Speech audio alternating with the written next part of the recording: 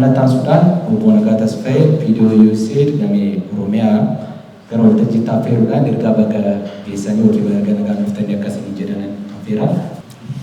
Galato Brook Jirtu Akam Jirtu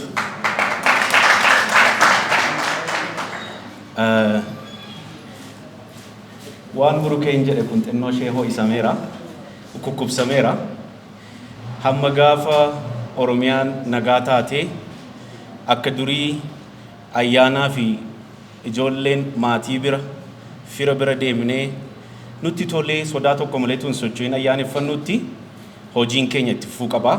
Kana hin deeggartu yoo ta'e deeggarsuu keessan milikitaan naa ibsaa. Hunda dursee galata addaa Waaqayyoof galchuun barbaada. Itti aansee sagantaa Shinooyyee fi Goobee aadaa dagatame as baasuu keessatti tun hirmaannaan Buruuk dhaabbatni boraatii hojjete otoo namni tokko qarshiin kaffaliniif otoo namni tokko kana sii goonaa hojjedhu hin jedhin sagantaa gurguddaa akkasii waggaa 4 qopheessu jechuun waan hedduu ulfaatudha. Isa taa'ee ilaaluu fi daakuun boqqolloo dimbilaalaa jedhe Oromoon hedduu ulfaata. Kana akkasitti dhamaanii hojjechuuf boraatiis hooggantoota boraatii gurmuu boraatii ijoollee dargaggoo dardarran Goobee fi shamarran Shinooyyee baay'ee isin dinqisiifadha, baay'een isin galateeffadha. Hojii keessan seenaan hin dagatu. Jabaadhaa fayyaa ta'aa. Itti aansee waan pirogiraamiin keenya hojjetuun gabaabsee isinitti hima. Pirogiraamiin keenya sagantaa deeggarsa Itoophiyaa jedhama. Sadarkaa biyyaalessaatti walta'iinsi siyaasaa akka dhufu haga dandeenya tumsina. Ogeeyyii biyyaa walumaan hojjenna. USAID'n deeggarama, deeggarsi maallaqaasaa. Karoora gurguddoo jennee irratti hojjennu lama qabna. Inni tokko Oromiyaa keessatti waraanni adeemaa jiru akka dhaabbatu deeggaruudha.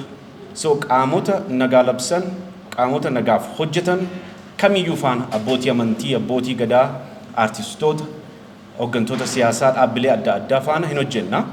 Inni lammaffaan walta'iinsi siyaasaa sadarkaa Oromiyaatti, sadarkaa Itoophiyaattis akka ta'uuf qaamota walitti dhufuu qaban akka isaan walitti dhufan deeggarra. Qaamota gidduu galanii immoo qaamota adda addummaa qaban, walitti bu'iinsa qaban, walitti fidan deeggarra. Gabaabsee waan pirogiraamii keenyaa akkasitti ergan isinitti mee booda sagantaan ayyaana nagaa labsinu birraa nagaa jennu kunis kanuma jalatti kan hammate ta'a. Har'a nuti nagaan as teenyee ayyaaneffannaa. Kaan garuu qe'ee isaa irratti nagaan jiraataa hin jiru. Kanaaf obboleewwan keenya, saba keenya, uummata keenya iddoo adda addaatii rakkachaa jiran yaadachuutu nurra jira.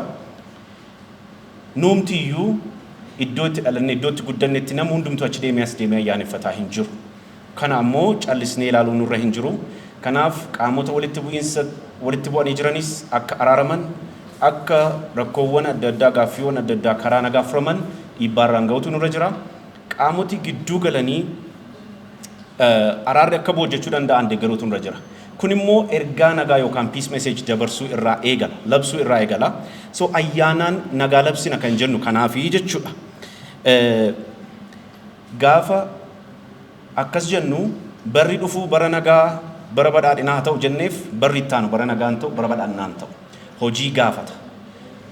Dhama'uutu nurra jira, obsuutu nurra jira, waliin dubbachuutu nurra jira, wal hubachuu danda'u nurra jira, wal falmuu danda'utu nurra jira utuu waliin loliin. Kana akka waadaa gallu kabajaan isin gaafadha. Dhaabbata boraatiis, dargaggootas, artistootas kara dandeenya hundumaa akka deeggaruu itti fufnu asumaan waadaa isiniif gala. Ayyaana nagaa, ayyaana gaarii nuuf haa ta'u. Ummati keenya iddoo adda addaa rakkina keessa jiru ammoo bara dhufu nagaan akka ayyaaneffatu hin hawwina. Sanaafis waan dandeenyu immoo hin hojjenna. Yeroo gaarii isiniif haa ta'u. Sagantaa itti aanu irrattis argamaa. Boraatiin isin beeksisa karaa sooshaal miidiyaas jedhee yaada. Wal arginaa. Yeroo gaarii isiniif haa ta'u. Fayyaa ta'a.